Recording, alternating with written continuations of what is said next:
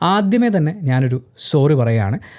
ഇന്നത്തെ ദിവസം ഞാൻ ഈ ഒരു വീഡിയോ അപ്ലോഡ് ചെയ്യുന്ന സമയത്ത് മാർച്ച് മാസം 28-29 തീയതികളിലെ പത്രവാർത്തകൾ എന്ന് പറയുന്നത് ഔട്ട്ഡേറ്റഡ് ആയിട്ട് തോന്നുന്നതല്ല, ഔട്ട്ഡേറ്റഡ് ആണ്. അതൊക്കെ നമ്മൾ പത്രമാധ്യമങ്ങളിലൂടെയും ഒക്കെ അറിയുന്നുണ്ട്. ഇപ്പോഴത്തെ ലേറ്റസ്റ്റ് വാർത്ത നമ്മൾ അറിഞ്ഞുകൊണ്ടിരിക്കുകയാണ്. പക്ഷേ KSEB എന്നെ ചതിച്ചതുകൊണ്ടാണ് ഈ വീഡിയോ അപ്ലോഡ് ചെയ്യാൻ ലേറ്റ് ആയത്. അതിൻ്റെ കാരണം നിങ്ങൾ ഈ വീഡിയോ തുടർന്ന് കാണുമ്പോൾ നിങ്ങൾക്ക് മനസ്സിലാക്കാൻ പറ്റും. ആൻഡ് എനിക്ക് ഫീൽ ചെയ്യുന്നത് നമ്മൾ ഡിസ്കസ് ചെയ്യേണ്ട വാർത്തകൾ ഇപ്പോൾ കുറച്ച് ഔട്ട്ഡേറ്റഡ് ആണെങ്കിലും അതൊന്ന് അറിഞ്ഞിരിക്കുന്നത് നല്ലതല്ലേ. ഹലോ, ഹായ്, നമസ്കാരം. മറ്റൊരു UVDV വീഡിയോയിലേക്ക് സ്വാഗതം. ഇന്നത്തെ ദിവസം 2 ദിവസങ്ങളിലെ പത്രങ്ങളിലൂടെയാണ് നമ്മൾ കടന്നു പോകുന്നത്. മനോരമ, മാതൃഭൂമി, ദേശാഭിമാനി തന്നെയാണ് നമ്മുടെ പത്രങ്ങൾ. ഇപ്പോൾ 3000-ന് മുകളിലാണ് നമ്മുടെ സബ്സ്ക്രൈബർ കൗണ്ട്. അത് 4000 ആകുമ്പോൾ 4മതൊരു പത്രം കൂടി നമ്മൾ ഈ കൂട്ടത്തിലേക്ക് ഇൻക്ലൂഡ് ചെയ്യുന്നതായിരിക്കും. ഇന്ന് 28-ാം തീയതിയിലെയും 29-ാം തീയതിയിലെയും, അതായത് ഫെബ്രുവരി മാസത്തെ അവസാനത്തെ 2 ദിവസങ്ങളിലെ പത്രങ്ങളിലെ വാർത്തകളിലൂടെയാണ് നമ്മൾ കടന്നു പോകാൻ ഉദ്ദേശിക്കുന്നത്. നമുക്ക് 28-ാം തീയതിയിൽ നിന്ന് ആരംഭിക്കാം. മാതൃഭൂമി പത്രത്തിൽ നിന്ന് തന്നെ ആരംഭിക്കാം. ഇരട്ടി മധുരം എന്ന ഹെഡ്ലൈൻ കൊടുത്തുകൊണ്ടാണ് വളരെ പ്രധാനപ്പെട്ട ഒരു വാർത്ത മാതൃഭൂമി റിപ്പോർട്ട് ചെയ്യുന്നത്. അതിൻ്റെ തൊട്ടടുത്ത് തന്നെ ഇരട്ടി ശിക്ഷ എന്ന് പറഞ്ഞുകൊണ്ട് അടുത്ത വാർത്തയും അവർ കൊടുത്തിട്ടുണ്ട്. നമ്മുടെ രാജ്യത്തിന് തന്നെ അഭിമാനമായ ഗഗൻയാൻ ദൗത്യത്തിൽ ഒരു മലയാളി കൂടി ഉണ്ട് എന്നുള്ള കാര്യമാണ് മാതൃഭൂമി ഇരട്ടി മധുരമായി പറയുന്നത്. മലയാളിക്ക് അഭിമാനമായി പാലക്കാട് സ്വദേശി പ്രശാന്ത് ബാലകൃഷ്ണൻ നായർ. ഇവർ 4 പേരോ വ്യക്തികളോ അല്ല, 140 കോടി ഇന്ത്യക്കാരുടെ അഭിലാഷങ്ങൾ ബഹിരാകാശത്തേക്ക് കൊണ്ടുപോകുന്നതിനുള്ള 4 ശക്തികളാണ് എന്നാണ് പ്രധാനമന്ത്രി പറഞ്ഞത്. പാലക്കാട് നെന്മാറ തിരുവഴിയാട് സ്വദേശിയും വ്യോമസേനയിലെ group ക്യാപ്റ്റനുമായ Prashant Balakrishnan Nair, group captain Uttar Pradesh Prayagraj സ്വദേശി അങ്കദ് പ്രതാപ്, ഗ്രൂപ്പ് ക്യാപ്റ്റനും തമിഴ്നാട് ചെന്നൈ സ്വദേശിയുമായ അജിത് കൃഷ്ണൻ, വിംഗ് കമാൻഡർ ഉത്തർപ്രദേശ് ലക്നൗ സ്വദേശി ശുഭാംഗു ശുക്ല എന്നിവരെയാണ് പ്രധാനമന്ത്രി ലോകത്തിന് പരിചയപ്പെടുത്തിയത്. അഭിമാനകരമായ ഒരു കാര്യം, അവിടെ ഒരു മലയാളി സാന്നിധ്യം കൂടി വരുമ്പോൾ മലയാളി എന്ന നിലയിൽ നമുക്ക് കൂടുതൽ അഭിമാനിക്കാം. എനിക്ക് ആ എൻ്റയർ വാർത്തയിൽ മാതൃഭൂമി ഫ്രണ്ടിൽ കൊടുത്തിരിക്കുന്ന ഈ ഇരട്ടി മധുരം എന്ന് പറയുന്ന സെഗ്മെൻറ്റാണ് പറയുന്നത്. അതിൽ ഒരു കുഞ്ഞു കാര്യം അവർ ആഡ് ചെയ്തിട്ടുണ്ട്, പ്രത്യേകമായിട്ട് തന്നെ അത് പ്ലേസ് ചെയ്തിട്ടുണ്ട്. എനിക്കത് വളരെയധികം ഇഷ്ടപ്പെട്ടു. അവരെ ബുദ്ധിമുട്ടിക്കരുത്, ഇതാണ് ഹെഡ്ലൈൻ. പ്രധാനമന്ത്രി നരേന്ദ്രമോദി പറഞ്ഞ കാര്യമാണ് പറയുന്നത്. 4 ബഹിരാകാശ സഞ്ചാരികൾക്കും സെലിബ്രിറ്റികൾ എന്ന നിലയിൽ അവരുടെ പരിശീലനത്തിൽ അസ്വസ്ഥതയുണ്ടായേക്കാവുന്ന സാഹചര്യം ഉണ്ടാവരുത്. അവരുടെ കുടുംബാംഗങ്ങളുമായും സഹകരിക്കണം. അതിലൂടെ ശ്രദ്ധ വ്യതിചലിക്കാതെ അവർക്ക് പരിശീലനം തുടരാനാകും. നമ്മുടെ നാട്ടിൽ ഇതുപോലൊരു കണക്ഷൻ കിട്ടിക്കഴിഞ്ഞാൽ, പ്രത്യേകിച്ച് ഒരു മലയാളിയും കൂടി ഉണ്ടെന്ന് അറിഞ്ഞു കഴിഞ്ഞാൽ ഉറപ്പായിട്ടും ഇൻ്റർവ്യൂകളുടെ ചാകരയായിരിക്കും. ഞാനൊരു മാധ്യമ സ്ഥാപനത്തിൽ 12 വർഷം ജോലി ചെയ്ത ആളാണ്. ഒരു സ്ഥാപനത്തിലല്ല, 2 സ്ഥാപനത്തിലായിട്ട് ജോലി ചെയ്തതാണ്. അപ്പോൾ ഇങ്ങനെ എന്തെങ്കിലും ഒരു കാര്യം ഉണ്ടാകുമ്പോൾ പൊക്ക് അയാളുടെ അച്ഛൻ, അമ്മ, അപ്പൂപ്പൻ, അമ്മുമ്മ, ബന്ധുക്കൾ എന്നൊക്കെ പറഞ്ഞിട്ട് നമ്മൾ കംപ്ലീറ്റ് ഹിസ്റ്ററി എടുത്ത് വെച്ചിട്ട് നമുക്ക് ആരുടെയൊക്കെ ഇൻ്റർവ്യൂ കിട്ടും, പുള്ളിയുടെ നേരിട്ട് കിട്ടുമോ, ഇനി വേറെ ഏതെങ്കിലും ഒരു കോൺടാക്റ്റ് കിട്ടിയാൽ ഇയാളിലേക്ക് എത്താനുള്ള എളുപ്പവഴി എന്താണ്.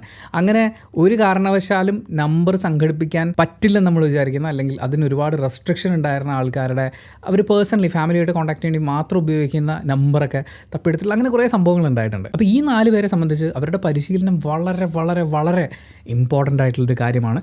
അതിന് യാതൊരു ബുദ്ധിമുട്ടും ഉണ്ടാവരുതെന്നും അവരുടെ കുടുംബാംഗങ്ങൾക്കും അവരുടെ പ്രൈവസിക്കൊന്നും യാതൊരു ബുദ്ധിമുട്ടും ഉണ്ടാക്കരുതെന്നും ഒക്കെ പ്രധാനമന്ത്രി പറഞ്ഞത് അതെനിക്ക് വളരെ പ്രധാനപ്പെട്ടൊരു പോയിൻ്റായിട്ട് തോന്നി. മാതൃഭൂമി അത് പ്രത്യേകം ഉൾപ്പെടുത്തിയതും ഒരു അടിപൊളി സംഭവമാണ്. ആൻഡ് മലയാളിയായ പ്രശാന്ത് ബാലകൃഷ്ണൻ നായർ, അദ്ദേഹത്തിൻ്റെ ഭാര്യയെ നമ്മളറിയും, നടി ലെന. ആ വാർത്തയും അത് എല്ലാവരും അത് റിപ്പോർട്ട് ചെയ്തിട്ടുണ്ട്. ഇനി ഇരട്ടി ശിക്ഷ എന്ന് പറഞ്ഞ് ഫ്രണ്ട് പേജിൽ തന്നെ മാതൃഭൂമി വളരെ ഇമ്പോർട്ടൻ്റ് ആയിട്ട് കൊടുക്കുന്ന വാർത്ത, TP ചന്ദ്രശേഖരൻ വധക്കേസിലെ പ്രതികളുടെ ശിക്ഷ ഇരട്ടിപ്പിച്ചു എന്ന് പറയുന്നതാണ്. 6 പ്രതികൾക്ക് ഇരട്ട ജീവപര്യന്തവും, കൃഷ്ണൻ, ജ്യോതിബാബു തുടങ്ങിയവർക്ക് ജീവപര്യന്തവും, മാത്രമല്ല KK രമയ്ക്ക് 7.5 ലക്ഷവും മകന് 5 ലക്ഷവും നഷ്ടപരിഹാരം കൊടുക്കണം എന്നും കോടതി വിധിച്ചു. അതിൻ്റെ കൂടെ ഹൈക്കോടതി നടത്തിയ പരാമർശം വളരെ പ്രാധാന്യം അർഹിക്കുന്നതാണ്. അത് വീണ്ടും മാതൃഭൂമി ഇമ്പോർട്ടൻ്റ് ആയിട്ട് കൊടുത്തിട്ടുണ്ട്. രാഷ്ട്രീയ കൊലപാതകങ്ങൾ നിസാരവൽക്കരിക്കുകയോ സാധാരണം എന്നതുപോലെ കണക്കാക്കുകയോ ചെയ്യരുതെന്ന സുപ്രധാന നിരീക്ഷണം നടത്തിയാണ് ജസ്റ്റിസ് AK ജയശങ്കരൻ നമ്പ്യാരും ജസ്റ്റിസ് കൗസർ എടപ്പകത്തും അടങ്ങിയ ബെഞ്ചിന്റെ വിധി. വധശിക്ഷ നൽകേണ്ട അപൂർവങ്ങളിൽ അപൂർവമായ കേസല്ല ഇതെന്ന് പ്രതിഭാഗം വാദിച്ചെങ്കിലും മറ്റൊരർത്ഥത്തിൽ അപൂർവമായ, ഞാൻ ഈ വീഡിയോ ചെയ്തുകൊണ്ടിരിക്കുന്നത് രാത്രി 12:47 ഇന്നിപ്പോൾ മാർച്ച് 1-ാം തീയതി, അതായത് വെളുപ്പാങ്കാലത്തിരുന്നാണ് ഞാൻ ഈ വീഡിയോ ചെയ്തുകൊണ്ടിരിക്കുന്നത്. 29-ാം തീയതിയിലത്തെ ഒരു പത്രം ഏതായിരുന്നു എന്ന് ഞാൻ ഓർക്കുന്നില്ല, മാതൃഭൂമിയാണെന്ന് തോന്നുന്നു. അതായത് നമ്മുടെ നാട്ടിൽ പകൽ മാത്രമല്ല രാത്രിയും വളരെ കൂടിയ താപനില രേഖപ്പെടുത്തുന്നു എന്നുള്ളതാണ്. ഇപ്പോൾ ഇരുട്ടായതുകൊണ്ട് ഈ പച്ച വെളിച്ചത്തിൽ എനിക്കെന്തായാലും ഒത്തിരി ഡീറ്റെയിൽസ് എടുക്കാൻ പറ്റില്ല. അപ്പം നമ്മുടെ നാട്ടിൽ രാത്രിയും 30 ഡിഗ്രി സെൽഷ്യസ് വരെയൊക്കെ ടെമ്പറേച്ചർ രേഖപ്പെടുത്തുന്നുണ്ടെന്നാണ് പറയുന്നത്. അതായത് പകൽ നമ്മൾ വീടിനകത്ത് ഇരിക്കുമ്പോൾ UPS ഓഫ് ആകുന്നതിന് മുമ്പ് പറഞ്ഞു തീർക്കാം. പകൽ നമ്മൾ വീട്ടിലിരിക്കുന്ന സമയത്ത് ഈ ചൂട് കൂടി നമ്മൾ വിയർത്തൊലിക്കുക എന്ന് പറയുന്നൊരു പ്രതിഭാസം ഉണ്ടല്ലോ, അത് രാത്രിയും വളരെയധികം കൂടുതലാണെന്നാണ്. അപ്പോൾ ഫാൻ ഇടാൻ പറ്റാതെ, ഇനി AC ഇടാൻ പറ്റാതെയൊക്കെ ഒരു മുറിക്കകത്ത് ഇരിക്കുക എന്ന് പറയുന്നത് അത് വളരെ ബുദ്ധിമുട്ടുള്ളൊരു കാര്യമാണ്. ഈ സമയത്ത് വൈദ്യുതി കണക്ഷൻ നഷ്ടപ്പെടുക എന്ന് പറയുന്നത് ഇറ്റ്സ് ഹൊറിബിൾ. ഇവിടെ ഇപ്പോൾ ഞാൻ ഉണർന്നിരിപ്പുണ്ട്, എന്നെ സംബന്ധിച്ച് കുഴപ്പമൊന്നുമില്ല, ഞാൻ വെളുപ്പിന് ഒരു 3 മണിവരെയൊക്കെ ഇരിക്കും. പക്ഷേ അനിയത്തിമാർ, കുട്ടികൾ എല്ലാവരും വീട്ടിലുണ്ട്. അപ്പം എല്ലാവരും ഇന്ന് ഇപ്പോൾ കുറച്ച് കഴിയുമ്പോഴേക്കും കറണ്ട് വന്നിട്ടില്ലെങ്കിൽ എണീറ്റിരിക്കാൻ സാധ്യതയുണ്ട്. പവർ കട്ട് പരിപാടികൾ എന്തെങ്കിലും പിടിക്കാൻ ഉദ്ദേശമുണ്ടെങ്കിൽ ഇതിന് എന്തെങ്കിലും പ്രശ്നം പറ്റിയതായിരിക്കും എന്ന് വിചാരിക്കാം. ഇനി അങ്ങനെ എന്തെങ്കിലും കറണ്ട് കട്ട് പരിപാടികൾ പ്ലാൻ ചെയ്യുന്നുണ്ടെങ്കിൽ ദയവ് ചെയ്ത് അത് പകൽ എല്ലാവരും ഓഫീസിലും സ്കൂളിലൊക്കെ പോകുന്ന കുറച്ച് സമയത്തേക്ക് ആക്കുകയാണെങ്കിൽ കുറച്ചും കൂടി നന്നായിരിക്കുമെന്ന് തോന്നുന്നു. രാത്രിയിൽ ഉറക്കം കൂടി നഷ്ടപ്പെടുക എന്ന് പറഞ്ഞു കഴിഞ്ഞാൽ കറണ്ട് വന്നു കഴിഞ്ഞപ്പോഴേക്കും ഒരുപാട് നേരം വെളുത്തു. അപ്പോൾ പിന്നെ ഷൂട്ട് ചെയ്യാനുള്ള ഒരു ആരോഗ്യം എനിക്ക് ഉണ്ടായിരുന്നില്ല. ഇന്നിപ്പോൾ അടുത്ത ദിവസം വൈകുന്നേരമാണ് നമ്മൾ ഈ വീഡിയോ ഷൂട്ട് ചെയ്യുന്നത്. സോ മാതൃഭൂമിയുടെ ഫ്രണ്ട് പേജിലെ ഇരട്ടി മധുരവും ഇരട്ടി ശിക്ഷയുമുണ്ട്. ഇരട്ടി ശിക്ഷ TP ചന്ദ്രശേഖരൻ വധക്കേസ് പ്രതികൾക്കാണ്. അതുമായിട്ട് ബന്ധപ്പെട്ടിട്ടുള്ള കാര്യങ്ങളൊക്കെയാണ് മാതൃഭൂമി റിപ്പോർട്ട് ചെയ്യുന്നത്. അടുത്തൊരു പ്രധാനപ്പെട്ട കാര്യം, നമ്മുടെ നാട്ടിൽ സ്ത്രീകൾ ഏതെങ്കിലും ഒരു കുറ്റകൃത്യത്തിൽ ഏർപ്പെട്ട് കഴിഞ്ഞാൽ അതിൻ്റെ വാർത്തയൊക്കെ പൊക്കി പിടിച്ചുകൊണ്ട് പെണ്ണുങ്ങൾ ചെയ്തപ്പോൾ ഇവിടെ ആർക്കും ഒന്നും പറയാനില്ല, ആണുങ്ങളായിരുന്നെങ്കിൽ കാണായിരുന്നല്ലോ എന്നൊക്കെ പറഞ്ഞുകൊണ്ട് അങ്ങനത്തെ കുറേ പോസ്റ്റുകളായിട്ട് വരാറുണ്ട്. അവർക്ക് വേണ്ടിയിട്ട് അത് മാത്രമല്ല, ഇത് വളരെ പ്രാധാന്യം അർഹിക്കുന്ന ഒരു കാര്യവും കൂടി ആയതുകൊണ്ട് ഈ കാര്യം ഓർമ്മിപ്പിക്കുന്നതാണ്.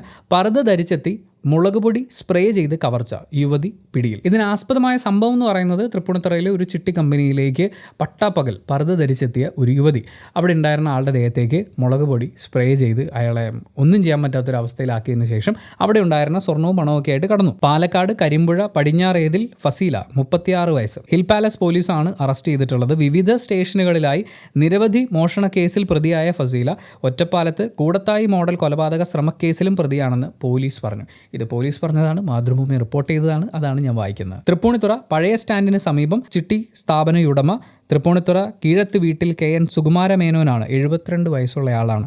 അദ്ദേഹത്തിനെയാണ് ഈ 21-ാം തീയതി രാവിലെ ആക്രമണത്തിനും കവർച്ചയ്ക്കും ഇരയാക്കിയത്. ആദ്യം പോലീസുകാർ വിചാരിച്ചിരുന്നത് പർദ്ദ ധരിച്ച് വന്ന പുരുഷനാണെന്നൊക്കെയാണ്. പക്ഷേ ഒരുപാട് CCTV വിഷ്വൽസ് ഒക്കെ പരിശോധിച്ച് അദ്ദേഹത്തിൻ്റെ ഒരു ഫോട്ടോ മനോരമയാണെന്ന് തോന്നുന്നു റിപ്പോർട്ട് ചെയ്തിട്ടുണ്ടായിരുന്നത്. ആ കവർച്ച നടന്ന ദിവസം ഫുൾ മുളകുപൊടിയൊക്കെ ആയിട്ട് ഒരു വല്ലാത്ത അവസ്ഥയിലായിരുന്നു. ആ പ്രായത്തിലുള്ള ഒരാളെന്നൊക്കെ പറയുമ്പോൾ അയാൾ അനുഭവിക്കുന്ന ഒരു അരക്ഷിതാവസ്ഥയൊക്കെ ഉണ്ടാവുമല്ലോ ആ ഒരു സാഹചര്യത്തിൽ.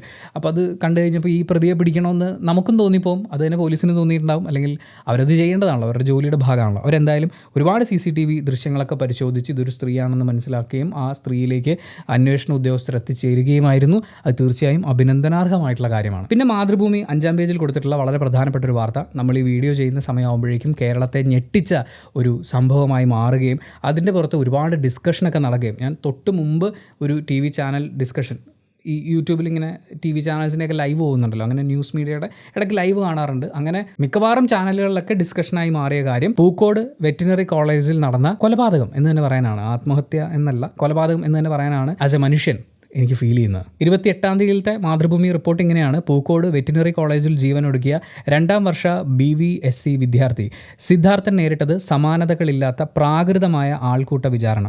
സിദ്ധാർത്ഥനെ നിലത്തിട്ട് നെഞ്ചിലും വയറ്റിലുമൊക്കെ ചവിട്ടിയതിൻ്റെയും കഴുത്തിൽ എന്തോ വസ്തുക്കൾ കൊണ്ട് മുറുക്കിയതിൻ്റെയും തെളിവുകളാണ് പോസ്റ്റ്മോർട്ടം റിപ്പോർട്ടിലുള്ളത്. കഴുത്തിൽ തൂങ്ങി മരിച്ചതിൻ്റെ അടയാളത്തിന് പുറമെ 2 ദിവസം പഴക്കമുള്ള മുറിവുണ്ട്. എനിക്കിത് വായിക്കുമ്പോൾ സത്യത്തിൽ ഭയങ്കര വിഷമമുണ്ട്. ഇലക്ട്രിക് വയർ കൊണ്ട് കോളേജ് യൂണിയൻ പ്രസിഡന്റിൻ്റെ നേതൃത്വത്തിൽ സംഘം മർദ്ദിച്ചെന്ന് സഹപാഠികൾ മൊഴി നൽകിയിരുന്നു. ഇലക്ട്രിക് വയർ കൊണ്ട് കഴുത്തിന് മുറുക്കിയതുകൊണ്ടാവാം മുറിവ് പറ്റിയതെന്ന് സംശയിക്കുന്നു. വിദ്യാർത്ഥിയുടെ വയർ, നെഞ്ച് എന്നിവിടങ്ങളിൽ കാൽപ്പാടുകളും കാലിൻ്റെ തള്ളവിരലും പതിഞ്ഞതായി പോസ്റ്റ്മോർട്ടം റിപ്പോർട്ടിൽ വ്യക്തമാണ്. നെഞ്ചിൽ കാൽപാദം പതിഞ്ഞു കിടക്കുന്നു. ഈ ആൾക്കൂട്ട ആക്രമണം നടന്ന് എനിക്കൊന്ന് 1-2 ദിവസം 3 ദിവസം കഴിഞ്ഞിട്ടാണ് ഇയാൾ ആത്മഹത്യ ചെയ്യുന്നത്. അപ്പോഴും നിൽക്കുന്ന രീതിയിൽ ഒരു പാട് നെഞ്ചിലുണ്ടാവുക എന്ന് പറഞ്ഞാൽ അതെത്ര ക്രൂരമായ മർദ്ദനമായിരിക്കും. അല്ലെങ്കിൽ ഈ താഴെ കിടക്കുന്ന അല്ലെങ്കിൽ ഈ അടി കൊണ്ടുകൊണ്ടിരിക്കുന്നത് ഒരു മനുഷ്യനാണ്, ഒരു മനുഷ്യ ശരീരമാണ് എന്ന് ചിന്തിക്കാൻ പോലും സെൻസില്ലാത്ത അത്രയും ക്രൂരമായ മനുഷ്യരായിരിക്കില്ലേ ആക്രമിച്ചിട്ടുണ്ടാവുക. ആൻഡ് അവർ വിദ്യാർത്ഥികളാണ്. അതാണ് ഏറ്റവും പേടിപ്പെടുത്തുന്ന കാര്യം. 16-ന് കോളേജിൽ എത്തിയത് മുതൽ ഹോസ്റ്റലിലും കോളേജിന് പിറകിലെ കുന്നിൻ മുകളിലുമെല്ലാം വെച്ച് 3 ദിവസം തുടർച്ചയായി ക്രൂരമായി മർദ്ദിച്ചിട്ടുണ്ട്. കോളേജ് ഹോസ്റ്റലിൽ 130ഓളം വിദ്യാർത്ഥികൾക്കിടയിൽ വെച്ച് പ്രതികൾ ഭീഷണിപ്പെടുത്തി. ഒരു ദിവസം അർദ്ധരാത്രി ഹോസ്റ്റൽ മുറിയിൽ വെച്ച് സിദ്ധാർത്ഥിൻ്റെ കരച്ചിൽ കേട്ടതായും സഹപാഠികൾ മൊഴി നൽകി. 3 ദിവസം ഭക്ഷണം പോലും നൽകാതെ ഇവർ ക്രൂരത കാട്ടിയെന്ന് സിദ്ധാർത്ഥൻ്റെ അമ്മാവൻ അഖിൽ പറയുന്നു. പിന്നെ ഈ അക്രമത്തിൻ്റെ ഭാഗമായിട്ടുള്ള ആളുകളിൽ SFI മെമ്പേഴ്സും ഭാരവാഹികളും ഉൾപ്പെടുന്നു എന്നുള്ളതും വളരെ വലിയൊരു ചർച്ചയാവേണ്ട കാര്യമാണ്. അത് ചർച്ചയാവുന്നുണ്ട് നമ്മൾ ഈ വീഡിയോ ഷൂട്ട് ചെയ്യുന്ന സമയത്ത്. പിന്നെ ഒരല്പം പ്രതീക്ഷ നൽകുന്ന മറ്റൊരു വാർത്തയുണ്ട്. വെട്ടിയ കണ്ടലിനു പകരം പച്ചത്തുരുത്തുകൾ ഉയരും. 4 ജില്ലകളിൽ 1,00,000 കണ്ടലുകൾ വെച്ചുപിടിപ്പിക്കും. അതായത് ആലപ്പുഴ തീരദേശ റെയിൽവേ പാത വികസനത്തിൻ്റെ ഭാഗമായിട്ട് കുറേ സ്ഥലം ഏറ്റെടുക്കുമ്പോൾ അവിടെയുള്ള പ്രകൃതിക്കും കുറച്ച് നാശനഷ്ടങ്ങൾ ഉണ്ടാവുമല്ലോ. ഇതൊക്കെ വെട്ടിയിട്ടാണല്ലോ സ്ഥലം അവർ ഉപയോഗിക്കുക. പക്ഷേ അങ്ങനെ വെട്ടിമാറ്റിയ കണ്ടൽ കാടിന് പകരം ഇരട്ടി കണ്ടലുകൾ വെച്ചുപിടിപ്പിക്കാൻ റെയിൽവേ മുന്നോട്ടിറങ്ങാണ്. ഹരിത കേരള മിഷനും ദക്ഷിണ റെയിൽവേയും ചേർന്നതോടെ 4 ജില്ലകളിൽ പച്ചത്തുരുത്തുകൾ ഉയരും. തിരുവനന്തപുരം, കൊല്ലം, ആലപ്പുഴ, എറണാകുളം ജില്ലകളിലാണ് 14 ഏക്കറിൽ 1,00,000 ചെടികൾ നടുന്നത്. ഇവയുടെ പരിപാലനത്തിന് 3 വർഷത്തേക്ക് തൊഴിലുറപ്പ് പദ്ധതിയിൽ ഉൾപ്പെടുത്തി അതത് പ്രദേശത്തെ ആളുകളെ ചുമതലപ്പെടുത്തും. പദ്ധതി ചെലവ് റെയിൽവേ വഹിക്കും. കണ്ടൽ വർഗ്ഗത്തിലെ ഏതു ചെടി നടണമെന്ന് സ്ഥല പരിശോധന നടത്തി തീരുമാനിക്കും. അതാണ് ആ ഒരൊറ്റ കാര്യമാണ് ഈ വാർത്ത വായിക്കാൻ എന്നെ ഏറ്റവും കൂടുതൽ പ്രേരിപ്പിച്ചത്. അതായത് നമ്മൾ ഈ പരിസ്ഥിതി ദിനമൊക്കെ വരുമ്പോൾ എല്ലാവർക്കും അങ്ങ് പ്രകൃതി സ്നേഹം മൂക്കും. അപ്പോൾ പലപ്പോഴും കാണാറുള്ളതെന്ന് വെച്ചാൽ എല്ലാവരും കൊണ്ടുവന്ന് മരത്തിൻ്റെ തൈയൊക്കെയാണ് നടുന്നത്. ഈ നടുന്നത് ഒരു എന്താ പറയുക, 2 കുഞ്ഞ് ചെടികൾക്ക് നിൽക്കാനുള്ള ഗ്യാപ്പിലൊക്കെ ആയിരിക്കും ഇത് നട്ടു പോകുന്നത്. ചിലപ്പോൾ കുറച്ച് കഴിയുമ്പോൾ മാറ്റി വേറെ എവിടെയെങ്കിലും നടാനുള്ള ഉദ്ദേശമൊക്കെ ഉണ്ടാവും. പക്ഷെ അങ്ങനെ നടുന്ന പല ചെടികളും പിന്നീട് ആടോ പശുവോ തിന്നു തീർക്കുകയോ അല്ലെങ്കിൽ ഉണങ്ങി കരിഞ്ഞ് പോവുകയോ അല്ലെങ്കിൽ അവർ തന്നെ കുറച്ച് കഴിയുമ്പോൾ എടുത്ത് പറിച്ച് കളയുന്നൊരവസ്ഥയിലേക്ക് ആ ചെടി ശുഷ്കിക്കുകയോ ഒക്കെ ചെയ്യുന്നുണ്ടാവും. സക്സസ് ആവുന്നതുണ്ട്, ഇല്ല എന്നല്ല കേട്ടോ പറയുന്നത്. പക്ഷേ അങ്ങനെയൊക്കെയാണ് മിക്കവാറും സംഭവിച്ച് കണ്ടിട്ടുള്ളത്. അപ്പോൾ ഒരു പ്രദേശത്ത് നിങ്ങളൊരു ചെടിയോ മരമോ ഒക്കെ നടുന്നതിന് മുമ്പ് അത് ആ പ്രദേശത്തിനും അവിടുത്തെ സാഹചര്യത്തിനൊക്കെ പറ്റിയതാണോ എന്നുള്ളത് നോക്കി ഒരു റിസർച്ച് നടത്തിയതിന് ശേഷം ചെയ്യുക എന്ന് പറയുന്നത് അത് വളരെ പ്രാധാന്യമുള്ളൊരു കാര്യമാണ്. ഞാൻ എപ്പോഴും കൊച്ചിയിൽ ഒരു കാലത്ത് നട്ടു വളർത്തിയ പല മരങ്ങളും പിന്നീട് മറ്റു പല ചെടികൾക്കും അവിടെ സ്വാഭാവികമായി ഉണ്ടായിരുന്ന ചെടികൾക്കും മരങ്ങൾക്കും ദോഷം ചെയ്തു എന്നൊരു റൈറ്റപ്പ് വായിച്ച ഓർമ്മയുണ്ട്. അത് ഏത് മരം നട്ടതിൻ്റെ ഭാഗമായിട്ടാണെന്ന് എനിക്ക് ഓർമ്മയില്ല. നിങ്ങൾക്കത് ഓർമ്മയുണ്ടെങ്കിൽ ഒന്ന് കമൻറ്റ് ബോക്സിൽ രേഖപ്പെടുത്തുക. അപ്പം നമ്മൾ എവിടെ എന്ത് ചെടി നടുമ്പോഴാണെങ്കിലും പ്രകൃതി സ്നേഹം മുത്തിട്ട് ഒരു കാര്യം ചെയ്യുമ്പോൾ ആ പെർട്ടിക്കുലർ പ്രദേശത്തിൻ്റെ ഒരു രീതിയും കൂടി പരിഗണിച്ചിട്ടുള്ള ചെടികളും മരങ്ങളും നടാൻ ശ്രമിക്കണം എന്നൊരു ഓർമ്മപ്പെടുത്തലാണിത്. മറ്റൊരു പ്രധാനപ്പെട്ട സന്തോഷപ്പെടുത്തുന്ന ഒരു കാര്യം, അത് 6ാമത്തെ പേജിൽ ഒരു ചെറിയ വാർത്തയായിട്ടാണ് ഉൾപ്പെടുത്തിയിട്ടുള്ളത്. ബട്ട് സ്റ്റിൽ ഞാൻ ഈ വാർത്ത മറ്റ് പത്രങ്ങളിൽ കണ്ടതായി ഓർക്കുന്നില്ല. അതായത് ചെങ്കോട്ടയ്ക്കടുത്ത് ഒരു റെയിൽവേ പാളത്തിലേക്ക് ഒരു വണ്ടി അപകടത്തിൽപ്പെടുന്നു. ആ വണ്ടിയുടെ ഡ്രൈവർ അവിടെ വെച്ച് മരിക്കുന്നു. അപ്പോൾ ഈ വണ്ടി റെയിൽ പാളത്തിലാണ് കിടക്കുന്നത്. ട്രെയിൻ വന്നുകൊണ്ടിരിക്കുകയാണ്. ആ ട്രെയിൻ ഈ വണ്ടിയിൽ വന്ന് തട്ടിക്കഴിഞ്ഞാൽ പിന്നെ സംഭവിക്കാൻ പോകുന്ന ഈ ഒരു ഡ്രൈവറിനുള്ളതല്ല, ഒരുപാട് ജീവനുകൾ നഷ്ടപ്പെടാൻ സാധ്യതയുണ്ട്. അവിടെ ഒരുപാട് ധനനഷ്ടം, സമയനഷ്ടം, ഒത്തിരി കാര്യങ്ങൾ അതിൽ സംഭവിക്കാനുണ്ട്. അപ്പോൾ ആ പ്രദേശത്തുണ്ടായിരുന്ന 2 തമിഴ്നാട് സ്വദേശികളായിട്ടുള്ള ആളുകൾ, ദമ്പതികളാണ്. അതിൽ ഭർത്താവിന് തന്നെ 66 വയസ്സ് പ്രായമുണ്ട്. അപ്പോൾ ഒന്ന് ആലോചിച്ച് നോക്കൂ. ഷൺമുഖവും അമ്മാളും. ഇവർ ഈ വണ്ടി ലോറി മറിഞ്ഞ ശബ്ദം കേട്ട് ഓടി വന്ന് ചുവന്ന തുണിയിൽ ടോർച്ചടിച്ച് ആ ട്രെയിൻ നിർത്തിച്ചു.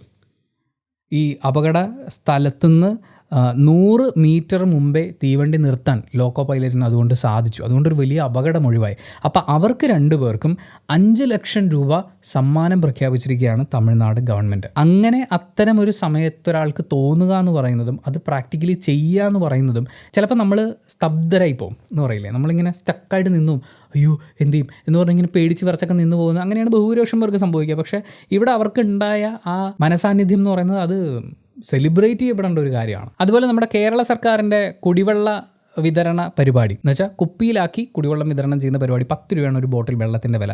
അപ്പോൾ ആ പരിപാടി വളരെ സക്സസ് ആയതിനെ തുടർന്ന് ഇനി കുപ്പിയിൽ ശീതള പാനീയങ്ങളും സോഡയും ഒക്കെ ഡെലിവറി ചെയ്യാനുള്ള പരിപാടി അവർ ആരംഭിക്കുകയാണ് എന്ന് ഒരു വാർത്തയുണ്ട്. സാധാരണ ശീതള പാനീയങ്ങളൊക്കെ വൻ സംഭവമാണെന്നൊക്കെ പറഞ്ഞ് വൻ പരസ്യങ്ങളൊക്കെ നമ്മൾ കാണും. പക്ഷേ അതിനകത്തുള്ള കെമിക്കലിനെ കുറിച്ചൊക്കെ അറിഞ്ഞു കഴിഞ്ഞാൽ നമുക്കത് കുടിക്കാൻ തോന്നില്ല. അതായത് സർക്കാരിൻ്റെ ഭാഗത്ത് നിന്ന് ഇത്തരമൊരു നീക്കം ഉണ്ടാകുമ്പോൾ അത്തരം പ്രശ്നങ്ങൾ പരിഹരിക്കപ്പെടുമായിരിക്കും എന്ന് നമുക്ക് പ്രതീക്ഷിക്കാം, അല്ലേ? എന്തായാലും കെമിക്കലുകളെക്കുറിച്ച് പറഞ്ഞു കഴിഞ്ഞപ്പോൾ പതഞ്ജലിയെക്കുറിച്ചൊരു വാർത്ത മാതൃഭൂമി റിപ്പോർട്ട് ചെയ്തിട്ടുണ്ട്. പതഞ്ജലിയുടെ മരുന്നുകൾ ചില രോഗങ്ങൾ ഭേദമാക്കുമെന്ന് തെളിവില്ലാതെ അവകാശപ്പെടുന്ന പരസ്യങ്ങൾക്കെതിരെ സുപ്രീം കോടതി.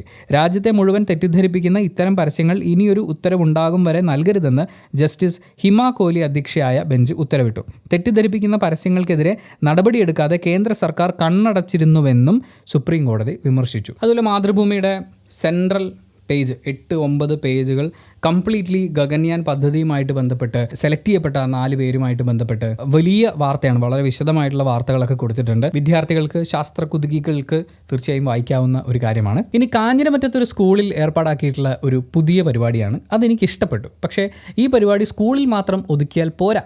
പ്രത്യേകിച്ച് നമ്മുടെ പബ്ലിക് ടോയ്ലറ്റുകളിൽ, ബസ് സ്റ്റോപ്പ്, അതുപോലെ റെയിൽവേ സ്റ്റേഷൻ, ട്രെയിനിൻ്റെ അകത്ത് തുടങ്ങിയിട്ടുള്ള എല്ലാ പബ്ലിക് ടോയ്ലറ്റുകളിലും ഇത് വരണം എന്നുള്ളതാണ്. അതായത് ഈ ഇൻ്റർവെല്ലാവുമല്ലോ, പുറത്തു പോയി ഒന്നിന് പോകാനുള്ള ബ്രേക്ക്, ആ ബ്രേക്കിൻ്റെ സമയത്ത് ബെല്ലടിക്കുമ്പോൾ ഓട്ടോമാറ്റിക്കലി ഈ മൂത്രപ്പുരകൾ ക്ലീൻ ആവും. വെള്ളമൊക്കെ വന്നിട്ട് അത് ക്ലീൻ ആവും. അത് കഴിഞ്ഞ് ഈ കുട്ടികൾ പരിപാടിയെല്ലാം കഴിഞ്ഞ് തിരിച്ചു പോകാൻ വേണ്ടിയിട്ടുള്ള ഒരു ബെല്ലടിക്കില്ലേ, അപ്പോൾ വീണ്ടും ഒന്നും കൂടി ക്ലീൻ ആക്കും. അപ്പോൾ ഈ ടോയ്ലറ്റ് എപ്പോഴും ക്ലീൻ ആയിട്ടിരിക്കും. വൊക്കേഷണൽ ഹയർ സെക്കൻഡറി സ്കൂളാണ്. അവിടുത്തെ തന്നെ വിദ്യാർത്ഥികളുടെ ഒരു പ്രൊജക്റ്റ് ആയിരുന്നു അത്. ആ പ്രൊജക്റ്റ് അവർ സ്വന്തം സ്കൂളിൽ തന്നെ ആദ്യം നടപ്പിലാക്കി. എന്തായാലും അത് ഉദ്ഘാടനം ചെയ്തുകൊണ്ട് അവിടുത്തെ ജില്ലാ പഞ്ചായത്ത് പ്രസിഡന്റ് പറഞ്ഞത് പഞ്ചായത്തിലെ 5 സ്കൂളുകളിൽ ഇത് പ്രാവർത്തികമാക്കും എന്നുള്ളതാണ്. കേരളം മൊത്തം അങ്ങോട്ട് പ്രാക്ടിക്കലാക്കുന്നേ. എന്നിട്ട് നമ്മുടെ രാജ്യത്തിന് തന്നെ ഒരു മാതൃകയായിട്ട് മാറണം. ഞാനിത് പറയുമ്പോൾ കുറച്ച് ഓവറാക്കല്ലേ എന്ന് തോന്നുന്ന ആളുകൾക്ക് KSRTCയുടെയോ റെയിൽവേയുടെയോ ഒക്കെ ടോയ്ലറ്റുകളിൽ ഉപയോഗിച്ച് നോക്കാവുന്നതാണ്. അത് കഴിഞ്ഞിട്ട് തീരുമാനിച്ചാൽ മതി. മറ്റൊരു പ്രധാനപ്പെട്ട വാർത്ത നടൻ സുരാജ് വെഞ്ഞാറമൂടുമായിട്ട് ബന്ധപ്പെട്ടിട്ടാണ്. അദ്ദേഹം എറണാകുളത്ത് കൂടി കാറിൽ സഞ്ചരിക്കുന്ന സമയത്ത് അദ്ദേഹത്തിൻ്റെ കാറ് ഒരു ബൈക്കുകാരനെ തട്ടുകയും യാത്രക്കാരൻ്റെ ചെറുവിരൽ ഒടിയുകയും, കാലിലെ ചെറുവിരൽ ഒടിയുകയും വേറെ കുറച്ച് പരിക്കുകൾ പറ്റുകയൊക്കെ ചെയ്തിട്ടുണ്ടായിരുന്നു. അപ്പോൾ അതിൻ്റെ പരാതിയുടെ ഭാഗമായിട്ട് ഡ്രൈവിംഗ് ലൈസൻസ് സസ്പെൻഡ് ചെയ്യാതിരിക്കാൻ എന്തെങ്കിലും കാരണം നിങ്ങൾക്കുണ്ടെങ്കിൽ, അതായത് സസ്പെൻഡ് ചെയ്യും, പക്ഷേ സസ്പെൻഡ് ചെയ്യാതിരിക്കണമെങ്കിൽ അതിന് നിങ്ങൾക്ക് എന്തെങ്കിലും കാരണങ്ങളുണ്ടെങ്കിൽ അത് ബോധിപ്പിക്കണമെന്ന് പറഞ്ഞ് 3 പ്രാവശ്യം നോട്ടീസ് അയച്ചു. പക്ഷേ ആ ഭാഗത്തേക്കൊന്നും അദ്ദേഹം വന്നില്ല. അപ്പോൾ അദ്ദേഹത്തിൻ്റെ ലൈസൻസ് സസ്പെൻഡ് ചെയ്യാൻ ഒരുങ്ങി മോട്ടോർ വാഹന വകുപ്പ് എന്നുള്ളൊരു വാർത്ത തലേ ദിവസങ്ങളിൽ വന്നിട്ടുണ്ടായിരുന്നു. പക്ഷേ അത് കഴിഞ്ഞ് ഇപ്പോൾ ലേറ്റസ്റ്റ് ആയിട്ട് എന്ന് വെച്ചാൽ ഫെബ്രുവരി 28-ാം തീയതിയിലത്തെ വാർത്തയിൽ പറയുന്നത് 3 തവണ കാരണം കാണിക്കൽ നോട്ടീസിന് മറുപടി നൽകാതിരുന്ന നടൻ സുരാജ് വെഞ്ഞാറമൂടിന് കുറച്ച് ദിവസം കൂടി സമയം അനുവദിച്ച് മോട്ടോർ വാഹന വകുപ്പ്. എറണാകുളം RTO ഓഫീസിൽ നിന്നാണ് സുരാജിൻ്റെ ഡ്രൈവിംഗ് ലൈസൻസ് സസ്പെൻഡ് ചെയ്യാതിരിക്കാൻ കാരണമുണ്ടെങ്കിൽ ബോധിപ്പിക്കാനുള്ള സമയം നീട്ടി നൽകിയത്. സിനിമാ താരമെന്ന നിലയിലെ തിരക്കുകൾ പരിഗണിച്ചാണിത്. എന്നാൽ അതേസമയം വാഹന അപകടത്തിൽ പോലീസിൻ്റെ FIR മാത്രം പരിശോധിച്ച് ആരുടെയും ഡ്രൈവിംഗ് ലൈസൻസ് സസ്പെൻഡ് ചെയ്യരുത് എന്ന് ട്രാൻസ്പോർട്ട് കമ്മീഷണറുടെ ഒരു നിർദ്ദേശം പുറപ്പെടുവിച്ചിട്ടുണ്ട്. അതായത് ഒരു FIR കിട്ടിയെന്ന് വെച്ചിട്ട് അപ്പം തന്നെ ലൈസൻസ് സസ്പെൻഡ് ചെയ്യാൻ പാടില്ല. അതിനെക്കുറിച്ച് കൃത്യമായിട്ടുള്ള അന്വേഷണമൊക്കെ നടക്കണം എന്നാണ്. എന്തായാലും മാതൃഭൂമി അതിലൊരു കൺക്ലൂഷൻ എഴുതിയിട്ടുണ്ട്. നടൻ സുരാജ് വെഞ്ഞാറമൂടിൻ്റെ ലൈസൻസ് സസ്പെൻഡ് ചെയ്യുമെന്ന വാർത്ത മാധ്യമങ്ങളിൽ നിറഞ്ഞതോടെയാണ് പുതിയ നിർദ്ദേശമെന്നാണ് സൂചന. അതല്ല, പക്ഷെ അതാവാം. ഇനിയൊരു വാർത്ത റിപ്പോർട്ട് ചെയ്യപ്പെട്ടിട്ടുള്ളത് ന്യൂസിലാൻഡിൽ നിന്നാണ്. അവിടെ അവർ പുകയില നിരോധിച്ചു. അതല്ല വാർത്ത, പുകയില നിരോധിച്ചിട്ട് അവരുടെ ടാക്സ് വരുമാനം വളരെയധികം കുറഞ്ഞു. അങ്ങനെ വന്നു കഴിഞ്ഞപ്പോൾ എന്നാൽ പിന്നെ സാരില്ല, കുറച്ച് പുകയില ആവാം എന്നവർ തീരുമാനിച്ചു. വരുന്ന ജനറേഷനെങ്കിലും പുകയിലയിൽ അടിമകളാവരുത് എന്ന് വിചാരിച്ചിട്ടാണ് അവർ പുകയില നിരോധന നിയമം നടപ്പിലാക്കാൻ ഒരുങ്ങിയിട്ടുണ്ടായിരുന്നത്. പക്ഷേ ഇത് നടപ്പിലായി കഴിഞ്ഞാൽ നികുതി വരുമാനത്തിലുണ്ടാകുന്ന ഇടിവ് എത്രയാണെന്ന് കണക്കിലെടുത്താണ് നിയമം അവർ റദ്ദാക്കിയിട്ടുള്ളത്. എന്നാൽ അതേസമയം പുകവലി കുറയ്ക്കാൻ സർക്കാർ പ്രതിജ്ഞാബദ്ധമാണെന്ന് ആരോഗ്യ സഹമന്ത്രി KC കോസ്റ്റലോ പറഞ്ഞു. പെട്ടെന്ന് എനിക്ക് നമ്മുടെ ഈ മദ്യനിരോധന നിയമങ്ങളോ അങ്ങനെ എന്തൊക്കെ ഉണ്ടായിരുന്നില്ലേ, അതൊക്കെ ഒന്ന് ഓർമ്മ വന്നു. ഇനി നമ്മൾ ദേശാഭിമാനി പത്രത്തിലേക്ക് പോകുമ്പോൾ അവരുടെ ഫ്രണ്ട് പേജിൽ കേരളത്തിനായി കരുത്തർ എന്ന് പറഞ്ഞ് CPIM സ്ഥാനാർത്ഥികളായതിൻ്റെ വലിയ ലിസ്റ്റും എല്ലാവരുടെയും വലിയ ഫോട്ടോസും ഒക്കെ കൊടുത്തിട്ടുണ്ട്. ഗഗൻയാൻ, കേരളത്തിൻ്റെ അഭിമാനമായി പ്രശാന്ത് എന്ന് പറയുന്ന സൈസിലൊരു വാർത്തയാണ് കൊടുത്തിട്ടുള്ളത്. പക്ഷേ പേജിൻ്റെ ഹാഫ് സൈസ് അവരെടുത്തിരിക്കുന്നത് കേരളത്തിനായി കരുത്തർ എന്ന് പറഞ്ഞുകൊണ്ട് അവരുടെ സ്ഥാനാർത്ഥികളുടെ പേര് വിവരങ്ങളാണ്. ആൻഡ് സെക്കൻഡ് പേജിലേക്ക് വരുമ്പോഴും അത് തന്നെയാണ് നമുക്ക് കാണാൻ പറ്റുക. തേർഡ് പേജിലേക്ക് വരുമ്പോഴും ഏറ്റവും പ്രധാന വാർത്തയായിട്ട് നമുക്ക് കാണാൻ പറ്റുന്നത് സ്ഥാനാർത്ഥികളുടെ ലിസ്റ്റൊക്കെ ആയി എന്നുള്ളതാണ്. പിന്നെ പോളിയോ പ്രതിരോധ പരിപാടി 3-ാം തീയതി നടക്കും എന്നുള്ള ഒരു വാർത്തയുണ്ട്. ആൻഡ് മുഖ്യമന്ത്രിയുടെ മുഖാമുഖം പരിപാടി, വയോജനങ്ങൾക്കൊപ്പമുള്ള അദ്ദേഹത്തിൻ്റെ മുഖാമുഖം പരിപാടിയുടെ ഒരു വലിയ റിപ്പോർട്ട് ഒരു പേജ് നിറച്ച് കൊടുത്തിട്ടുണ്ട്. അതിൽ വയോജന സംരക്ഷണത്തിനുള്ള നിയമങ്ങളും ഉത്തരവുകളും കാര്യക്ഷമമായി നടപ്പാക്കാൻ വയോജന കമ്മീഷൻ രൂപീകരിക്കുമെന്ന് മുഖ്യമന്ത്രി പിണറായി വിജയൻ. കമ്മീഷൻ രൂപീകരണവുമായി ബന്ധപ്പെട്ട നിയമനിർമ്മാണത്തിനുള്ള ബിൽ തയ്യാറാക്കി വരികയാണ്. ഇത് നമ്മൾ ഇതിനു മുമ്പ് ചിലപ്പോൾ ഒരാഴ്ച മുമ്പത്തെ UVDVയിൽ മെൻഷൻ ചെയ്തിട്ടുള്ളൊരു കാര്യമാണ്. വയോജന കമ്മീഷൻ നിലവിൽ വരാൻ പോകുന്നു എന്ന് പറയുന്നൊരു കാര്യം. അതിൻ്റെ പുറകിലുള്ള പരിപാടികളൊക്കെ നടന്നുകൊണ്ടിരിക്കുകയാണ്. തീർച്ചയായും എത്രയും പെട്ടെന്ന് വരേണ്ടുന്ന ഒരു കാര്യം തന്നെയാണത്. പ്രായമാകുന്നവർ തനിച്ചായി പോകുന്നില്ലെന്ന് ഉറപ്പുവരുത്താനും ആരോഗ്യ സേവനങ്ങൾ ലഭ്യമാക്കാനും ആവശ്യമായ ഇടപെടൽ നടത്തുന്നുണ്ട് എന്ന് മുഖ്യമന്ത്രി പറയുന്നു. അവിടെ നമ്മൾ 1-2 പേജ് ഇപ്പുറം വരുമ്പോഴേക്കും ഉന്തി K. സുരേന്ദ്രൻ്റെ പദയാത്രയ്ക്ക് സമാപനം.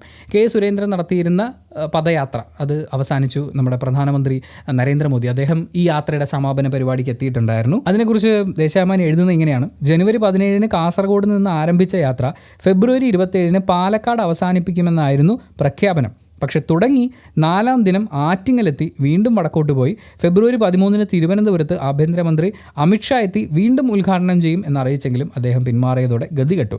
കോഴിക്കോട്ട് സുരേന്ദ്രൻ്റെ ജാതി വിവേചനവും പൊന്നാനിയിൽ കേന്ദ്ര സർക്കാർ വിരുദ്ധ പ്രചരണ ഗാനവും തിരിച്ചടിയായി. കേരളത്തിൻ്റെ ചുമതലയുള്ള സെക്രട്ടറി പ്രകാശ് ജാവദേക്കറുമായി ഭിന്നതയെ തുടർന്ന് സുരേന്ദ്രൻ ഒരു ദിവസം വിട്ടുനിന്നു. സംസ്ഥാന ജനറൽ സെക്രട്ടറി MT രമേശാണ് തുടർന്ന് യാത്ര നയിച്ചത്. എന്തായാലും ഒരു യാത്ര കഴിഞ്ഞു. ഇനിയിപ്പം ഇലക്ഷനോടനുബന്ധിച്ച് വേറെയും യാത്രകൾ സംഭവിക്കാനിരിക്കുന്നേ ഉള്ളൂ. മനോരമയിലേക്ക് വരുമ്പോഴും ഫ്രണ്ട് പേജിലെ വളരെ പ്രധാനപ്പെട്ട വാർത്തയായിട്ട് ഗഗൻയാൻ പ്രഖ്യാപനങ്ങളാണുള്ളത്. അപ്പം അതുപോലെ മറ്റ് 2 പത്രങ്ങളിലുമുള്ള വാർത്തകളൊക്കെ തന്നെയാണ് മനോരമയിൽ കൊടുത്തിട്ടുള്ളത്. പ്രാധാന്യം അങ്ങോട്ടും ഇങ്ങോട്ടൊക്കെ കൂടിയും കുറഞ്ഞു ഇരിക്കുന്നു എന്നുള്ളതാണ്. പൂക്കോട് വെറ്റിനറി സർവകലാശാല ക്യാമ്പസിൽ മരിച്ച നിലയിൽ കണ്ടെത്തിയ JS സിദ്ധാർത്ഥ്, അദ്ദേഹമായിട്ട് ബന്ധപ്പെട്ടിട്ടുള്ള വാർത്തകൾ മനോരമ കൊടുക്കുമ്പോൾ അസൂയ ഉണർത്തുന്ന മികവുകൾ എന്നൊരു കോളം കൊടുത്തിട്ടുണ്ട്. അത് തീർച്ചയായും നമ്മൾ വായിക്കണം എന്ന് എനിക്ക് തോന്നുന്നു. പൂക്കോട് വെറ്റിനറി സർവകലാശാലയിൽ എത്തിയ വർഷം തന്നെ ക്ലാസ് റെപ്രസെൻറ്റേറ്റീവ്, ഫോട്ടോഗ്രാഫിയിലെ മികവ് കണക്കിലെടുത്ത് സർവകലാശാലയുടെ ഔദ്യോഗിക ഫോട്ടോഗ്രാഫർ എന്ന സ്ഥാനം, ചിത്രം വരയ്ക്കുന്നതിൽ മിടുക്കൻ. സിദ്ധാർത്ഥിൻ്റെ ഈ കഴിവുകളാണ് SFI സംഘത്തെ അസൂയപ്പെടുത്തിയതെന്നും അക്രമത്തിലേക്ക് നയിച്ചതെന്നും ബന്ധുക്കൾ സംശയിക്കുന്നു. കുട്ടിക്കാലത്ത് തന്നെ പഠിക്കാൻ മിടുക്കനായിരുന്നു സിദ്ധാർത്ഥ്. ഗൾഫിൽ ജോലി ചെയ്താണ് പിതാവ് സിദ്ധാർത്ഥിനെയും 10-ാം ക്ലാസ്സുകാരനായ അനുജനെയും പഠിപ്പിച്ചത്. എൻട്രൻസിലൂടെ വെറ്റിനറി കോളേജിൽ പ്രവേശനം ലഭിച്ചപ്പോൾ കുടുംബത്തിൻ്റെ പ്രതീക്ഷ ഇരട്ടിക്കുകയായിരുന്നു. ഒരു മനുഷ്യൻ എന്ന് പറയുന്നത് അയാൾ എന്തൊക്കെ ആവാനുള്ളതാണ്, എത്ര ആളുകളുടെ പ്രതീക്ഷയാണ്. അതിനെ ഇത്രയും അന്യായമായി ഇല്ലാതാക്കുക എന്ന് പറയുന്നത് പ്രതികൾ ആരാണെങ്കിലും പരമാവധി ശിക്ഷ തന്നെ അവർക്ക് മേടിച്ചു കൊടുക്കാൻ നമ്മുടെ സിസ്റ്റത്തിന് പറ്റണം. ഇനി നമ്മൾ 29-ാം തീയതിയിലെ പത്രങ്ങളിലേക്ക് വരുമ്പോൾ മനോരമയിൽ നിന്ന് തന്നെ നമുക്ക് ആരംഭിക്കാം. ഫ്രണ്ട് പേജിൽ വെറ്റിനറി കോളേജിലെ ക്രൂരമർദ്ദനം, സിദ്ധാർത്ഥൻ്റെ മരണം, 6 പേർ അറസ്റ്റിൽ എന്ന് പറയുന്ന വാർത്തയാണ്. അതുമായി ബന്ധപ്പെട്ട് അറസ്റ്റിലായവരുടെ ഫോട്ടോയും ഡീറ്റെയിൽസും ഒക്കെയാണ് കൊടുത്തിട്ടുള്ളത്. ബില്ലിന് രാഷ്ട്രപതിയുടെ അനുമതി, ലോകായുക്തയെ പൂട്ടി എന്ന് പറയുന്നതാണ് വളരെ വലിയ ഫോണ്ടിൽ കൊടുത്തിട്ടുള്ള വാർത്ത എന്ന് പറയുന്നത്. അതായത് ഗവർണർ ഇത്രയും നാൾ പിടിച്ചു വെച്ചിരുന്ന ഒരു ബില്ല് രാഷ്ട്രപതിക്ക് അയക്കുകയും രാഷ്ട്രപതി അതിൽ ഒപ്പുവെക്കുകയും ചെയ്തു. ലോകായുക്തയുടെ അധികാരങ്ങൾ വെട്ടിക്കുറച്ച് നിയമസഭ പാസാക്കിയ ബില്ലിന് രാഷ്ട്രപതിയുടെ അനുമതി. ലോകായുക്തയെ നോക്കുകുത്തിയാക്കാൻ പോകുന്ന ഒരു ബില്ലാണ് എന്ന് പറഞ്ഞാണ് ആരിഫ് മുഹമ്മദ് ഖാൻ ഇത് തടഞ്ഞു വെച്ചിരുന്നത്. രാഷ്ട്രപതിയുടെ അനുമതി കിട്ടിയതുകൊണ്ട് ഇനി ഗവർണർക്ക് ബില്ലിൽ ഒപ്പുവെക്കേണ്ടി വരും എന്ന് റിപ്പോർട്ട് ചെയ്തിട്ട് അതിനെക്കുറിച്ച് മനോരമ പറയുന്നത് ഇങ്ങനെയാണ്: അഴിമതി കേസിൽ കുറ്റം തെളിഞ്ഞതായി ലോകായുക്ത ഉത്തരവിട്ടാൽ മുഖ്യമന്ത്രിയും മന്ത്രിമാരും രാജിവെക്കേണ്ടി വരുമെന്ന നിലവിലുള്ള വകുപ്പിലാണ് ഭേദഗതി വരുത്തിയത്. അതായത് ലോകായുക്ത കണ്ടെത്തുകയാണ് ഇവർ കുറ്റക്കാരാണ് എന്ന്. അങ്ങനെയാണെങ്കിൽ അവർ രാജിവെക്കേണ്ടി വരും. പക്ഷേ ഈ ഭേദഗതി വരുത്തിയ നിയമപ്രകാരം മുഖ്യമന്ത്രിക്കെതിരെ ലോകായുക്ത ഉത്തരവിട്ടാൽ നിയമസഭയാണ് അപ്പീൽ അതോറിറ്റി. നിയമസഭയിൽ ഭൂരിപക്ഷമുള്ളതിനാൽ മുഖ്യമന്ത്രിക്കെതിരായ ഉത്തരവ് തള്ളും. മന്ത്രിമാർക്കെതിരെ ഉത്തരവ് വന്നാൽ മുഖ്യമന്ത്രിയാണ് അപ്പീൽ അതോറിറ്റി. അത് മുഖ്യമന്ത്രിക്ക് തള്ളാം.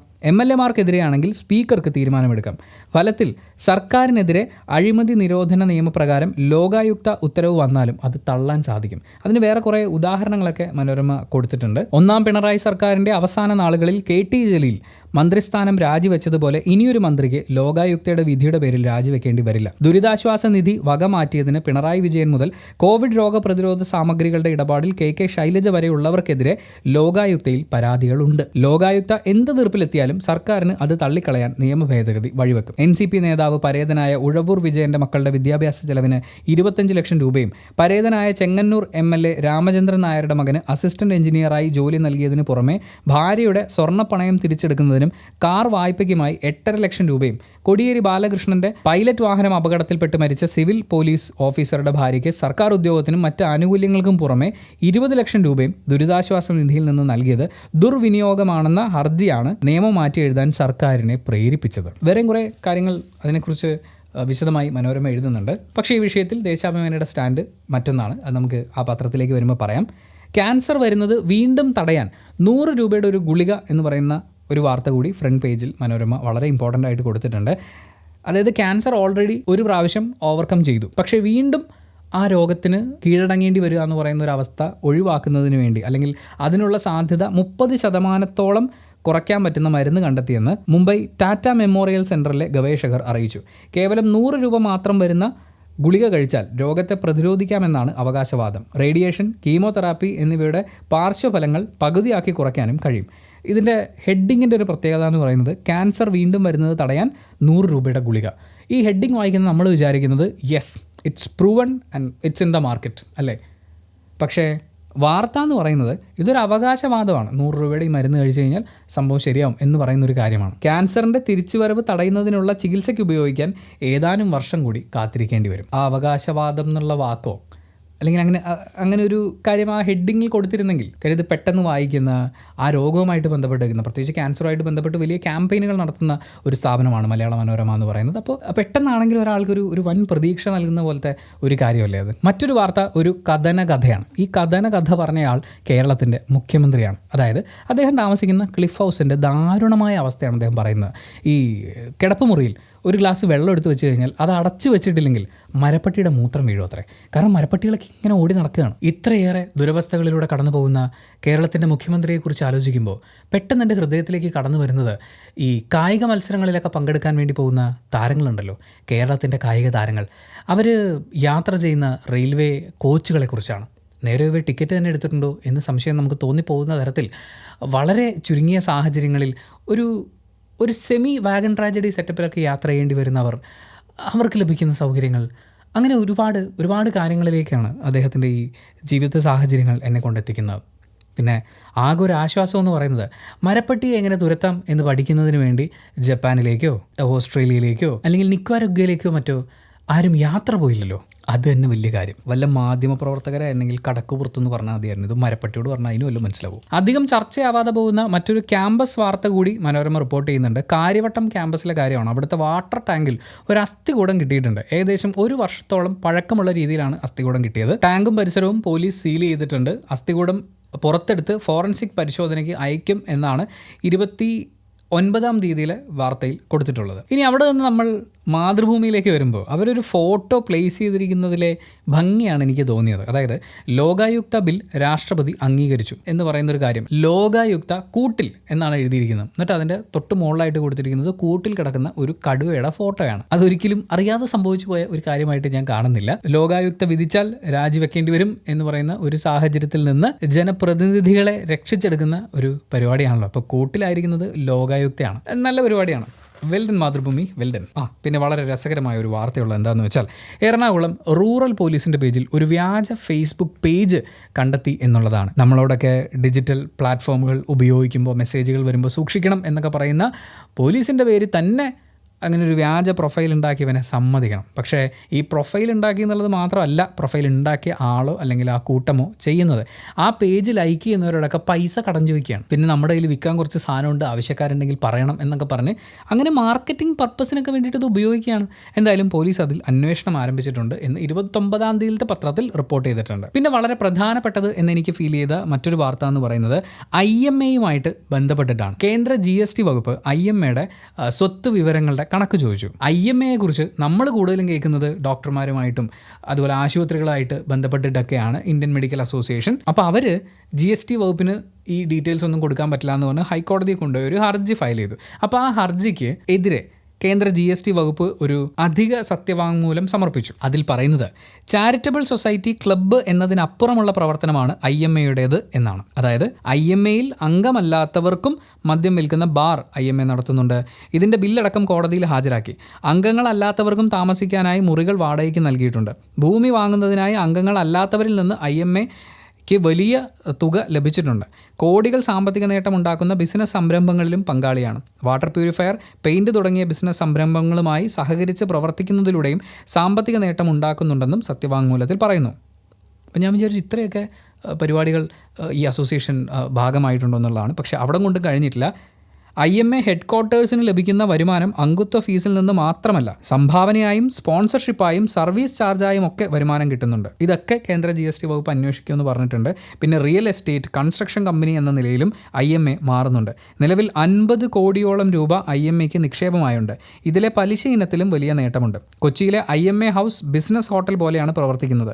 ഇതിൻ്റെ പിന്നിലെ ഫണ്ടിങ്ങിനെ കുറിച്ചും അന്വേഷിക്കുന്നുണ്ട്. അപ്പം ഞാൻ വിചാരിച്ചു കുറേ ആയല്ലോ, ഇവിടെ കൊണ്ട് കഴിഞ്ഞൊന്നും ഇല്ലാട്ടോ. ഹോസ്പിറ്റൽ പ്രൊട്ടക്ഷൻ സ്കീം എന്ന പേരിൽ ആശുപത്രികളിൽ നിന്ന് ഫണ്ട് സ്വീകരിക്കുന്നുണ്ട്. ഇമേജ് എന്ന പേരിൽ നടത്തുന്ന ആശുപത്രി മാലിന്യ സംസ്കരണ പ്ലാന്റും വാണിജ്യ പ്രവർത്തനമാണ്. IMAയുടെ കോൺഫറൻസിൻ്റെ പേരിലും സ്പോൺസർഷിപ്പിലൂടെ വരുമാനം ഉണ്ടാക്കുന്നുണ്ട്. ഇതും അന്വേഷണത്തിലാണ്. അതിനാൽ നിയമപരമായ നടപടികളുമായി IMA സഹകരിക്കണമെന്നും ഹർജി തള്ളണമെന്നും സത്യവാങ്മൂലത്തിൽ ആവശ്യപ്പെടുന്നു. എനിക്കിതൊരു അല്ലെങ്കിൽ ഇത്രയും വരുമാന സ്രോതസ്സുകൾ IMAക്ക് ഉണ്ട് എന്നുള്ളത് ഒരു കൗതുകകരമായ കാര്യമായിട്ട് തോന്നി. ഇനിയിപ്പോൾ അന്വേഷണം അതുപോലുള്ള കാര്യങ്ങളൊക്കെ കഴിഞ്ഞിട്ട് കൂടുതൽ വാർത്തകൾ വരട്ടെ. അതുപോലെ മറ്റൊരു പ്രധാന വാർത്ത, ഇപ്പോൾ കഴിഞ്ഞ ആഴ്ചയാണ് ഈ വാർത്ത കൂടുതൽ ശ്രദ്ധിക്കപ്പെട്ടത്. കാരണം മഞ്ഞുമൽ ബോയ്സ് എന്ന സിനിമയുടെ റിലീസിന് ശേഷം മലയാള സിനിമകളൊന്നും റിലീസ് ചെയ്യിക്കില്ല എന്ന് പറഞ്ഞ ഒരു പത്രസമ്മേളനമാണ് നമ്മൾ കാണുന്നത്. ഫിയോക്കിൻ്റെ പത്രസമ്മേളനമാണ്. നിർമ്മാതാക്കളുടെ ഭാഗത്തു നിന്ന്, അവരുടെ അസോസിയേഷൻ്റെ ഭാഗത്തു നിന്നുണ്ടാകുന്ന കുറേ കാര്യങ്ങൾക്കൊക്കെ ഒരു തീർപ്പാകണം എന്നൊക്കെ പറഞ്ഞുകൊണ്ടാണ് ഈ ഒരു സമരം പ്രഖ്യാപിച്ചത്. പക്ഷേ ആ സമരം പിൻവലിച്ചുകൊണ്ട് മറ്റൊരു പത്രസമ്മേളനം ഫിയോക്ക് നടത്തുകയുണ്ടായി. നടൻ ദിലീപും ആന്റണി പെരുമ്പാവൂരും ഈ ഫിയോക്കിൻ്റെ വളരെ പ്രധാനപ്പെട്ട സ്ഥാനങ്ങളിലുള്ള ആളുകളാണ്. അപ്പോൾ നിർമ്മാതാവും നടനുമായ ദിലീപ് കൂടി ഉൾപ്പെട്ടിട്ടുള്ള പത്രസമ്മേളനത്തിലാണ് ഇവർ ഈ സമരം പിൻവലിക്കുന്നത്. ഫിയോക്കിൽ ഒരു നേതൃത്വ മാറ്റം ഉണ്ടായാലേ ഞങ്ങൾ സഹകരിക്കുള്ളൂ എന്നാണ് നിർമ്മാതാക്കളും വിതരണക്കാരും പറഞ്ഞിരിക്കുന്നത്. ചെയർമാനായ ദിലീപ് വിദേശത്തായിരുന്ന സമയത്താണ് വിജയകുമാർ, അതായത് ഇപ്പോഴത്തെ ഫിയോക്കിൻ്റെ പ്രസിഡന്റ് വിജയകുമാർ, റിലീസ് നിർത്തിവെക്കുന്ന തീരുമാനം പ്രഖ്യാപിച്ചത്. നിലവിൽ വിജയകുമാർ സംഘടനയ്ക്കുള്ളിൽ ഒറ്റപ്പെട്ട അവസ്ഥയിലാണ്. ദിലീപിൻ്റെയും ഉറ്റ സുഹൃത്ത് നാദിർ ഷായുടെയും സിനിമകൾ മാർച്ച് ആദ്യവാരം പ്രദർശനത്തിന് എത്തുന്ന സാഹചര്യത്തിൽ കൂടിയാണ് നിർത്തിവെക്കൽ തീരുമാനത്തിൽ നിന്ന് ഫിയോക്ക് പിന്മാറിയത്. അതുകൂടി മാതൃഭൂമി റിപ്പോർട്ട് ചെയ്തിട്ടുണ്ട്. ഇനി മറ്റൊരു വാർത്ത മാതൃഭൂമി റിപ്പോർട്ട് ചെയ്യുന്നത് PM ശ്രീ ഇല്ലെങ്കിൽ ഇനി സ്കൂൾ ഫണ്ടില്ല എന്ന് പറയുന്നതാണ്. ദേശീയ വിദ്യാഭ്യാസ നയം നടപ്പാക്കുന്നതിനെ ചൊല്ലി കേന്ദ്ര സർക്കാരുമായുള്ള തർക്കത്തിൽ കേരളത്തിൻ്റെ സ്കൂൾ വിദ്യാഭ്യാസ ഫണ്ടും മുടങ്ങുന്നു. NEPയുടെ ഭാഗമായുള്ള പ്രധാനമന്ത്രി ശ്രീ, അതായത് PM ശ്രീ എന്ന് പറയുന്ന പദ്ധതി നടപ്പാക്കിയില്ലെങ്കിൽ സമഗ്ര ശിക്ഷ കേരളത്തിന് നൽകാനുള്ള കുടിശ്ശിക തടഞ്ഞുവെക്കും. അതായത് 328.83 കോടി രൂപയാണ് SSKക്ക് കേന്ദ്രത്തിൽ നിന്ന് കിട്ടേണ്ടുന്ന തുക. ഇതിലൊരു 3-4 തവണയൊക്കെ ആയിട്ട് ഏകദേശം 167.94 കോടി രൂപ നമുക്ക് കിട്ടാനുണ്ട്. ശരിക്കും PM ശ്രീ എന്ന് പറയുമ്പോൾ ഓരോ ബ്ലോക്കിലും തിരഞ്ഞെടുക്കപ്പെട്ട സ്കൂളുകളിൽ നടപ്പാക്കുന്നതാണ് ഈ പദ്ധതി. അടിസ്ഥാന സൗകര്യം മാനദണ്ഡമാക്കി ഓരോ സ്കൂളിനും 1 കോടിയിലേറെ രൂപ കിട്ടും. സമഗ്ര ശിക്ഷ അഭിയാനാണ് ഇതിൻ്റെ നിർവഹണ ചുമതലയൊക്കെ ഉള്ളത്. അതിന് സംസ്ഥാന സർക്കാർ ഒരു പ്രത്യേക ധാരണാപത്രം ഒപ്പിടേണ്ടതുണ്ട്. ആശയപരമായി നമ്മൾ ഈ ദേശീയ വിദ്യാഭ്യാസ നയത്തിനോട് കുറച്ചൊന്ന് പുറംതിരിഞ്ഞ് നിൽക്കുകയാണ്. 1 വർഷത്തിൽ കൂടുതലായി കേന്ദ്രം പറയുന്നുണ്ട് ഒപ്പിടുന്നു, പക്ഷേ നമ്മൾ ഒപ്പിട്ടിട്ടില്ല. നമ്മൾ മാത്രമല്ല, തമിഴ്നാടും പശ്ചിമ ബംഗാളും ഒന്നും ഒപ്പിടാതെയാണ് തുടരുന്നത്. എന്നാൽ പഞ്ചാബ് സർക്കാർ ഒപ്പിട്ടിട്ടുണ്ട്, പക്ഷേ അവർ PM ശ്രീ നടപ്പാക്കിയിട്ടില്ല. എന്താണ് ഈ PM ശ്രീ എന്ന് ചോദിച്ചു കഴിഞ്ഞാൽ അതിൽ കുറച്ച് കാര്യങ്ങളും കൂടിയുണ്ട്. മെച്ചപ്പെട്ട അടിസ്ഥാന സൗകര്യമുള്ള സ്കൂളുകൾക്കാണ് PM ശ്രീയിൽ ധനസഹായം കിട്ടുക. കേരളത്തിൽ 150-ലേറെ സ്കൂളുകൾക്ക് യോഗ്യതയുണ്ടെന്നാണ് വിലയിരുത്തപ്പെടുന്നത്. പക്ഷേ PM ശ്രീ സ്കൂളുകളിൽ പ്രധാനമന്ത്രി നരേന്ദ്രമോദിയുടെ പേരും ചിത്രവും ഒക്കെ വെക്കണം. സ്കൂളിൻ്റെ പേര് തന്നെ PM ശ്രീ എന്ന് മാറ്റണം. ഇത് കേന്ദ്ര സർക്കാരിൻ്റെ ഒരു പ്രചാരണ പരിപാടിയായി മാറും എന്നുള്ളത് കൊണ്ടാണ് ഈ പദ്ധതി നടപ്പാക്കേണ്ട എന്ന് സർക്കാർ തീരുമാനിക്കുന്നത്. ഇതിനു മുമ്പും ഏതോ ഒരു പദ്ധതിയായിട്ട് ബന്ധപ്പെട്ടും നമ്മുടെ പ്രധാനമന്ത്രിയുടെ കട്ടൗട്ടും സെൽഫി പോയിൻ്റും ഒക്കെ സ്ഥാപിക്കുന്നതായിട്ട് ബന്ധപ്പെട്ടിട്ടും പറഞ്ഞതാണ്, ഇത് ആരുടെയും വീട്ടിൽ നിന്ന് നമുക്ക് എടുത്തുകൊണ്ട് തരുന്ന പദ്ധതിയല്ല. അതുകൊണ്ട് തന്നെ ആരുടെയും ഫോട്ടോയും പേരും ഒന്നും വെക്കേണ്ട കാര്യമില്ല. എങ്കിൽ പോലും കേരളമടക്കം നമ്മൾ എവിടെ തിരിഞ്ഞു നോക്കിക്കഴിഞ്ഞാലും ഇന്ന ആളുടെ ഫണ്ടിൽ നിന്ന് എടുത്ത ഇത്ര തുക കൊണ്ടുണ്ടാക്കിയ ബിൽഡിംഗ് എന്നൊക്കെ എഴുതി വെക്കുന്നത് കണ്ടിട്ടുണ്ട്. വളരെ വളരെ ചീപ്പായിട്ടുള്ള കാര്യമാണ്. പിന്നെ രാഷ്ട്രീയക്കാരാണ് ഇതിനകത്ത് ഒരുപാട് നിയമപരമായി സാങ്കേതികപരമായുള്ള കുറേ ലൂപ്പ് ഹോൾസ് ഒക്കെ ഉണ്ട്. അതൊക്കെ ഉപയോഗിച്ചുകൊണ്ട് അവർ ഇത്തരം പരിപാടികളൊക്കെ നടപ്പാക്കും. ഇതൊക്കെ പലരുടെയും പ്രചാരണ പരിപാടികളൊക്കെ തന്നെയാണ്. ഒരു സ്കൂളിൻ്റെ പേരേ മാറ്റി അവിടെ ഫോട്ടോയും പേരും ഒക്കെ വെച്ച് കഴിഞ്ഞാലേ ഫണ്ട് തരുള്ളൂ എന്ന് പറയുന്നത്, അത് ഈ ഫണ്ട് നമ്മൾ ആരുടെ വീട്ടിൽ നിന്ന് വാങ്ങിക്കുന്നു എന്ന് പറയുന്ന പോലത്തെ ഒരു പരിപാടിയല്ലേ? അല്ല, എൻ്റെ ഒരു സ്വാഭാവിക സംശയമാണ് കേട്ടോ. ഇനി അവിടുന്ന് നമ്മൾ ദേശാഭിമാനിയിലേക്ക് വരുമ്പോൾ ലോകായുക്ത ബിൽ രാഷ്ട്രപതി ഒപ്പിട്ടു, ഗവർണർക്ക് തിരിച്ചടി എന്നാണ് ഹെഡിങ് കൊടുത്തിരിക്കുന്നത്. ലോകായുക്ത കൂട്ടിൽ എന്നുള്ളതാണ് മനോരമ മാതൃഭൂമി എടുത്തിരിക്കുന്ന ടേക്ക്. പക്ഷേ ഇവിടെ ഗവർണർക്ക് തിരിച്ചടിയായി. കാരണം ഗവർണറാണ് ഈ ബില്ല് ഒപ്പുവെക്കാതിരുന്നത്. അത് രാഷ്ട്രപതിക്ക് അയക്കുകയും രാഷ്ട്രപതി അതിൽ ഒപ്പിടുകയും ചെയ്തു. അപ്പോൾ ആർക്ക് തിരിച്ചടിയായി? ഗവർണർ എന്തായാലും ഇനിയിപ്പോൾ അതിൽ ഒപ്പിട്ടേ പറ്റുള്ളൂ. പക്ഷേ ഇത് ലോകായുക്തയ്ക്ക് ഉണ്ടാക്കുന്ന ഒരു നിയന്ത്രണത്തെക്കുറിച്ച് പറയുന്നതിനേക്കാൾ നിയമസഭയുടെ നിയമനിർമ്മാണ അധികാരമാണ് സ്ഥാപിക്കപ്പെട്ടത്. സർക്കാർ ഒരു ബിൽ നിയമസഭയിൽ അവതരിപ്പിച്ചാൽ അത് നിയമസഭയുടേതാണ്. സാധാരണഗതിയിൽ അനുമതി നൽകേണ്ടതാണ്. വിവേചന അധികാരം ഗവർണർക്കില്ല എന്ന് പറയുന്ന സ്റ്റേറ്റ്മെൻറ്റ് അടക്കമാണ് ദേശാഭിമാനി അത് കൊടുത്തിട്ടുള്ളത്. അവിടെ നമ്മൾ വീണ്ടും മുന്നോട്ട് പോകുമ്പോൾ മാർച്ച് 1-ാം തീയതി, അതായത് ഇത് 29-ാം തീയതിയിലത്തെ പത്രമാണ്, മാർച്ച് 1-ാം തീയതി ഹയർ സെക്കൻഡറി പരീക്ഷയും 4-ാം തീയതി മുതൽ SSLC പരീക്ഷയും തുടങ്ങും എന്നുള്ള കാര്യം അത് മറ്റു പത്രങ്ങളും റിപ്പോർട്ട് ചെയ്തിട്ടുണ്ട്. ആൻഡ് ചരമക്കോളത്തിലേക്ക് വരുമ്പോൾ പൂക്കോട് വെറ്റിനറി കോളേജിലെ വിദ്യാർത്ഥിയുടെ മരണവുമായിട്ട് ബന്ധപ്പെട്ടിട്ടുള്ള വാർത്ത ചരമക്കോളത്തിൽ എന്ന് വെച്ചാൽ എന്നെയൊക്കെ സംബന്ധിച്ച് ആരും തിരിഞ്ഞു നോക്കാത്ത ഒരു പേജാണ് ചരമക്കോളം എന്ന് പറയുന്നത്. ഞാൻ അങ്ങനെ ശ്രദ്ധിക്കാറില്ല. ഈ പേജ് പ്രധാനമായിട്ട് വായിക്കുന്നത് എൻ്റെ വീട്ടിൽ എൻ്റെ അമ്മൂമ്മയാണ്. കാരണം അവരുടെ ഒരു ആലപ്പുഴയാണ്. അപ്പോൾ അവരുടെ വീടിനടുത്തോ പ്രദേശത്തോ അല്ലെങ്കിൽ ബന്ധുക്കളായിട്ടുള്ളവരോ ആരെങ്കിലുമൊക്കെ മരിച്ചിട്ടുണ്ടോ എന്ന് അറിയാൻ വേണ്ടിയിട്ടാണ് ഈ പേജ് നോക്കുക. കഴിഞ്ഞ ദിവസം ഉണ്ടായ കോമഡി എന്ന് പറയുന്നത് അമ്മൂമ്മ നോക്കിക്കഴിഞ്ഞപ്പോഴാണ്, അതും വൈകുന്നേരത്തോടു കൂടിയാണ് അവരുടെ ഒരു റിലേറ്റീവ് ആയിട്ടുള്ള ആൾ മരിച്ചു എന്നുള്ളത് മനസ്സിലാക്കുന്നത്. അങ്ങനെ ചെന്നെത്താൻ പറ്റുന്നൊരു സാഹചര്യമൊന്നുമല്ല, അമ്മൂമ്മയ്ക്ക് അങ്ങനെ ട്രാവൽ ചെയ്യാൻ പറ്റുന്നൊരു അവസ്ഥയല്ല. അപ്പോൾ ഇതിങ്ങനെ അമ്മൂമ്മ പറഞ്ഞു കഴിഞ്ഞപ്പോഴേ ഫാമിലി ഗ്രൂപ്പിൽ ഡിസ്കഷൻ, നമ്മളിനി എത്ര ദിവസം മീനും ഇറച്ചിയും കഴിക്കാതിരിക്കണമെന്ന്. ഈ പത്രത്തിൻ്റെ ചരമക്കോളം അമ്മൂമ്മ കണ്ടിട്ടില്ലായിരുന്നെങ്കിൽ ഈ മരണത്തെക്കുറിച്ച് പോലും അറിയില്ലായിരുന്നു. അതങ്ങനെ ഒരു വിശ്വാസം, അത് വേറൊരു വിഷയമാണ്. ഈ പേജിലാണ് പൂക്കോട് വെറ്റിനറി കോളേജിലെ വിദ്യാർത്ഥിയുടെ മരണം അവർ റിപ്പോർട്ട് ചെയ്തിരിക്കുന്നത്. എഴുതിയിരിക്കുന്നത് ഇങ്ങനെയാണ്: വിദ്യാർത്ഥിയുടെ ആത്മഹത്യ, 6 പേർ അറസ്റ്റിൽ. അതിൽ എനിക്ക് ഏറ്റവും ഇമ്പോർട്ടൻ്റ് ആയി തോന്നിയ ദേശാഭിമാനി എഴുതിയിരിക്കുന്ന വരികൾ ഇങ്ങനെയാണ്: വിദ്യാർത്ഥികൾ തമ്മിലുള്ള സംഘർഷത്തെ തുടർന്ന് 18-നാണ് സിദ്ധാർത്ഥിനെ ഹോസ്റ്റൽ മുറിയിൽ തൂങ്ങി മരിച്ച നിലയിൽ കണ്ടെത്തിയത്. ഒളിവിലായിരുന്ന പ്രതികളെ വൈത്തിരി പോലീസാണ് പിടികൂടിയത്. വിദ്യാർത്ഥികൾ തമ്മിലുള്ള സംഘർഷം എന്ന് വെച്ചാൽ ഒരു വിദ്യാർത്ഥിയെ ബാക്കിയുള്ള വിദ്യാർത്ഥികളെല്ലാം കൂടി ആക്രമിച്ചു. അതിനെ വിദ്യാർത്ഥികൾ തമ്മിലുള്ള സംഘർഷം എന്നാണോ നമ്മൾ വിശേഷിപ്പിക്കുക? അതൊരു ആൾക്കൂട്ട ആക്രമണമല്ലേ? ഒരു വ്യക്തിയെ ഇല്ലായ്മ ചെയ്യുന്നതിലേക്ക് നയിച്ച കാര്യങ്ങളല്ലേ? അതിന് ഇങ്ങനെയാണോ? അതും ഇങ്ങനെ ഒരു പേജിലാണോ അത് റിപ്പോർട്ട് ചെയ്യേണ്ടത്? സമരചരിത്രങ്ങൾ ഉറങ്ങുന്ന വിദ്യാർത്ഥി സംഘടനയുടെ കൂടി ഭാഗമായി, അതിൻ്റെ മെയിൻ സംഘടനയുടെ കൂടി ഭാഗമായി നിൽക്കുന്ന ഒരു പത്രം ഒരു വിദ്യാർത്ഥിയുടെ മരണത്തെ റിപ്പോർട്ട് ചെയ്യുന്ന രീതിയാണ് നമ്മൾ ഈ കണ്ടത്. അതിനോടൊപ്പം ചേർത്ത് വെക്കുന്നത് പൂക്കോട് വെറ്റിനറി സർവകലാശാലയിലെ വിദ്യാർത്ഥി സിദ്ധാർത്ഥിൻ്റെ ആത്മഹത്യ സംബന്ധിച്ച് സമഗ്രമായ അന്വേഷണം നടത്തണമെന്ന് SFI സംസ്ഥാന സെക്രട്ടറി PM മാർഷോ ആവശ്യപ്പെട്ടു. സംഭവത്തിൽ SFIക്ക് പങ്കില്ലെന്നും അത്തരത്തിലുള്ള പ്രചാരണം അടിസ്ഥാനരഹിതമാണെന്നും അദ്ദേഹം മാധ്യമങ്ങളോട് പറഞ്ഞു. ആരോപണ വിധേയരായ 12 പേരുടെ വിവരം പുറത്തുവന്നു. ഇതിൽ 4 SFI പ്രവർത്തകർ ഉൾപ്പെട്ടിരുന്നു. അടുത്ത ദിവസം തന്നെ ഇവരെ സംഘടനയിൽ നിന്ന് പുറത്താക്കി. ഇത്തരക്കാരെ സംരക്ഷിക്കുന്ന നടപടി SFI നടത്തില്ല. മറ്റാർക്കെങ്കിലും പങ്കുണ്ടെങ്കിൽ അവർക്കെതിരെയും നടപടി സ്വീകരിക്കും എന്ന് പറഞ്ഞിട്ടുണ്ട്. ഈ SFI പ്രതിസ്ഥാനത്ത് വരുന്നതായിട്ട് ബന്ധപ്പെട്ട് പല ചർച്ചകൾ ഞാൻ പലയിടത്തും കേട്ടു. ഒരു വിദ്യാർത്ഥി രാഷ്ട്രീയ പ്രസ്ഥാനം വിദ്യാർത്ഥിയുടെ ഉള്ളിൽ ഉണ്ടാക്കി കൊടുക്കേണ്ട ഒരു മനോനിലയുണ്ട്. ആ മനോനിലയ്ക്ക് ഒരു തരത്തിലും ചേരാത്ത രീതിയിലുള്ള പ്രവൃത്തിയാണ് ഇവരുടെ ഭാഗത്തു നിന്നുണ്ടായത്. അത് നടന്ന് ഇത്രയും ദിവസം, അതായത് ഇത് ഏതാണ്ട് 16-ാം തീയതി അടുത്ത് നടക്കുന്ന സംഭവങ്ങളാണ്. അതായത് ഒരു വിദ്യാർത്ഥിയെ ഒരു കൂട്ടം വിദ്യാർത്ഥികൾ ആക്രമിച്ചു.